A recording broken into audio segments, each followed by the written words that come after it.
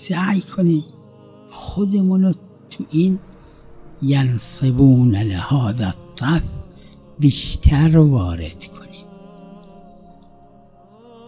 حوزوی یه جور، دانشگاهی یه جور، تاجر یه جور، مرد یه جور، خانم یه جور.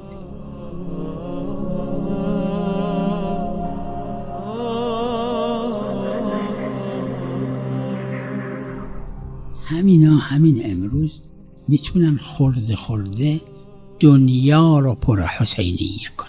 حسینیه یعنی خانه امام حسین علیه السلام. دنیا رو پر عزاداری بکنن، دنیا رو پر همون علمن که پیغمبر خدا فرمودن بکنن. شدنیه، خورده میشه.